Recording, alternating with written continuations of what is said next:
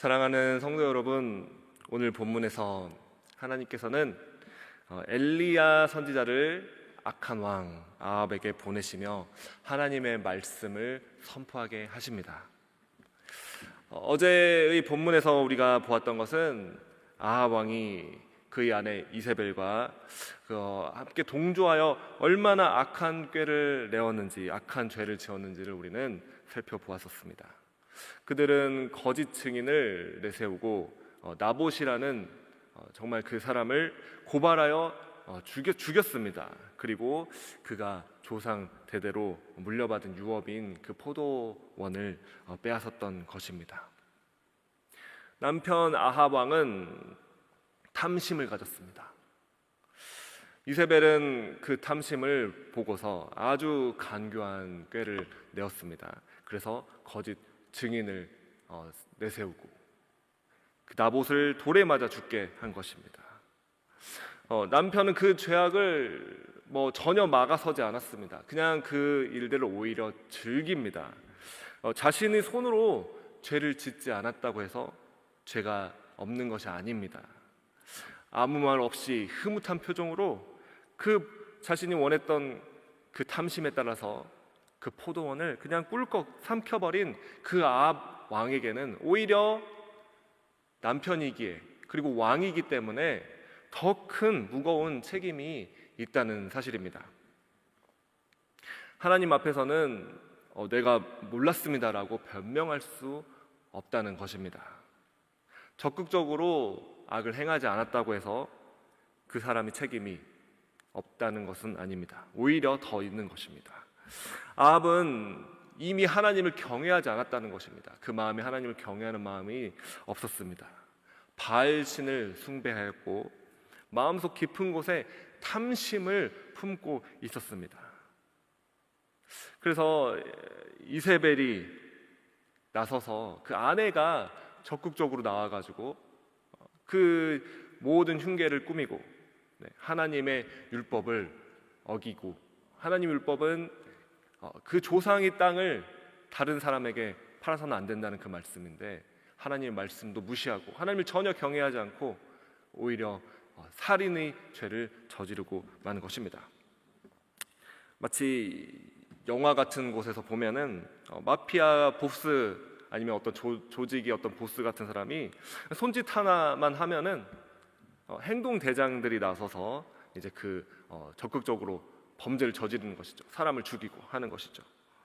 아합은 그 일이 일어나도록 그 흐름을 그냥 내버려 두었습니다.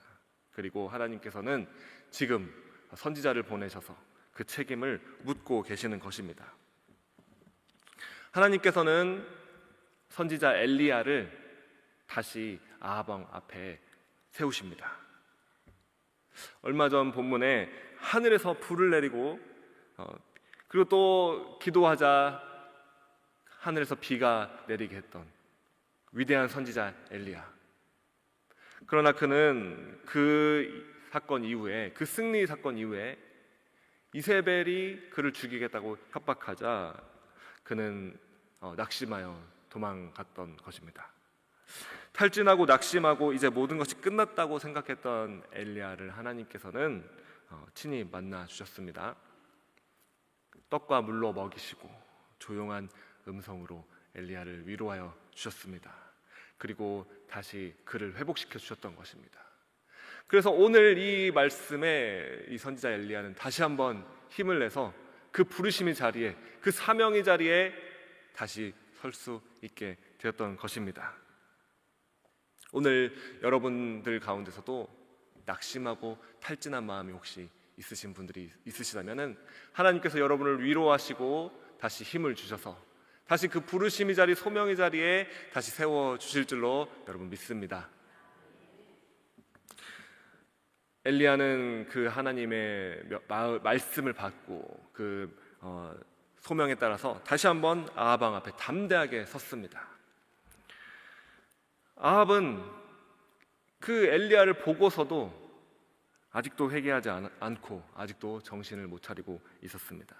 그래서 이렇게 말했습니다. 내 대적자여, 내가 나를 찾았느냐, 이렇게 말을 합니다. 20절 말씀에 보니 엘리야가 담대하게 대답합니다. 20절 말씀, 내가 찾아노라.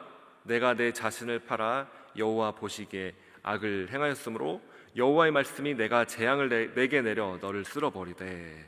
이렇게 하나님의 심판의 말씀을 전하는 것입니다. 하나님의 심판은 분명하고도 엄중하게 선포됩니다. 그리고 아합 왕에게 대한 이 심판의 말씀과 더하여 이세벨에 대해서도 그렇게 동일한 심판의 말씀이 선포되었던 것입니다. 25절에서는 아합과 같이 그 자신을 팔아 여호와 앞에서 악을 행한 자가 없음은 그를 그의 아내 이세벨이 충동하였습니다. 하나님께서는 모든 사실을, 모든 죄악들을 정확하게 다 보시고 이 선지자 엘리야를 통해서 정확하게 그 말씀을 선포하며 심판의 말씀을 지금 전하고 있는 것입니다. 이렇게 아합과 이세벨은 그 집안이 남편과 아내가 똑같이 악하게 행함으로 인하여 큰 주님의 심판이 그 집에 떨어지게 되었습니다. 남편은 아내를 충동하고 남편도 아내를 충동하고 서로가 서로를 충동하면서 어떠한 브레이크가 전혀 없이 죄악의 회오리바람이 더 점점 커져가며 올라가게 되는 것입니다. 사랑하는 성도 여러분, 남편과 아내 중 한 사람이라도 깨어 있다면 그 가정은 살아납니다. 남편이 깨어 있다면 아내를 위하여 기도하시기 바랍니다. 아내가 깨어 있다면 남편을 위하여 기도하시기 바랍니다. 지난주 우리는 전도 부흥회를 통하여 큰 은혜를 경험하였습니다. 그 말씀 중에서 진돗개 전도왕 박병선 장로님의 간증을 기억합니다. 그는 10년 동안 아내가 교회에 가는 것을 막고 핍박을 하였던 것입니다. 그러나 그 아내는 포기하지 않고 믿음으로 하나님 앞에 눈물로 기도하였습니다. 그 남편을 위하여 정말 주님께 돌아오게 해달라고 그렇게 붙잡고 눈물로 그 고난과 핍박 가운데서 그렇게 하나님 앞에 기도하였던 것입니다. 결국 하나님께서 역사하여서 그 장로님께서 회개하고 돌아온 그날부터 그 장로님께서는 전도에 정말 미친 전도왕이 되셨던 것입니다.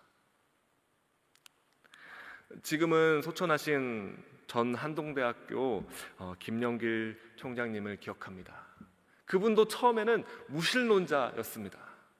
그러나 그 아내 권사님의 기도와 또 그 복음을 전함을 통하여 결국 예수님을 영접하게 되었습니다.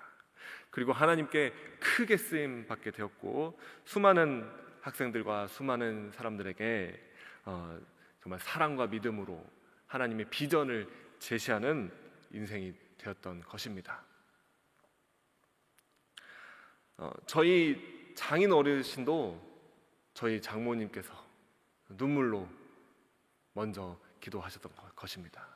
그래서 장모님의 기도로 저희 장인 어르신이 주님께로 돌아오게 되셔서 목사님이 되셨던 것입니다. 간증들을 보면 이렇게 아내의 기도가 참 많습니다. 그래서 저는 가끔 생각합니다. 어쩌면 아내들의 기도가 더 강력한 것이 아닌가. 그러나 진리는 이렇습니다. 남편이든 아내든 어느 한 사람이 정말 깨어서 배우자를 위하여 기도한다면, 그 가정을 위하여 기도한다면 그 가정은 반드시 살아나는 것입니다. 반면 오늘 본문에서 아합과 이세벨은 그 두 사람 다 오히려 서로를 충동하며 더 악하게 악으로 치닫고 있는 것을 우리는 보게 됩니다. 어느 한 사람도 깨어있지 못하고 계속 서로를 충동하며 더 우상숭배로 더 하나님을 경외하지 못하고 그렇게 악하게 가게 되었고 결국 하나님의 심판이 그 집안에 떨어지게 되었던 것입니다. 그러나 오늘 여러분, 이 새벽에 나온 여러분, 또 영상으로 함께 이렇게 말씀을 여러분 보고 듣고 이렇게 기도하고 계시는 여러분들은 깨어 계신 분들인 줄 믿습니다. 여러분이 기도로 말미암아 여러분의 가정이 믿음의 가문이 되어서 기도와 예배로 하나 되어 선한 시너지를 내며 하나님 앞에 정말 충성되고 하나님께서 기뻐하시는 그 명문 가문이 될 줄 여러분 예수님의 이름으로 축복합니다. 그리고 엘리야가 하나님의 말씀을 선포하자 놀라운 일이 일어납니다. 그토록 고집세고 악했던 아합 왕이 그 순간 회개하는 것입니다. 27절에 보면은 이렇게 말씀하고 있습니다.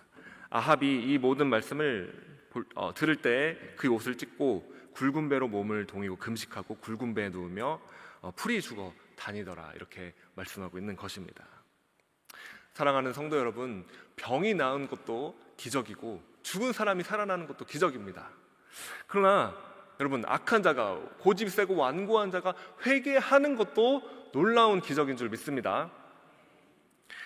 에스겔서 33장 11절에서 이렇게 말씀하십니다. 나는 악인이 죽는 것을 기뻐하지 아니하고 악인이 그의 길에서 돌이켜 떠나 사는 것을 기뻐하노라. 하나님께서는 심판을 선언하는 분이시지만 동시에 사실은 회개할 기회를 주시는 것입니다.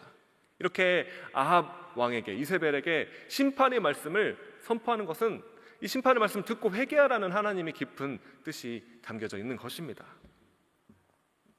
그리고 하나님께서는 기다리시고 자비를 베푸십니다. 오래 참아 기다리시는 것입니다. 바로 그것이 하나님의 은혜인 것입니다. 29절 말씀입니다. 29절에 아합이 내 앞에서 겸비함을 내가 보느냐, 그가 내 앞에서 겸비함으로 내가 재앙을 저희 시대에는 내리지 아니하고 그 아들이 시대에야 그의 집에 재앙을 내리리라 하셨더라, 이렇게 말씀하십니다. 그러나 안타깝게도 아합의 회개는 깊은 차원의 진정한 회개는 아니었습니다. 어쩌면 일시적인 감정적 반응에 불과한지도 모르겠습니다. 그래서 이 말씀에 그 아버지의 죄로 인한 재앙이 그 시대에는 임하지 않지만 그 아들이 시대에는 내리게 될 것이다 라고 말씀하는 것을 오늘 보게 됩니다.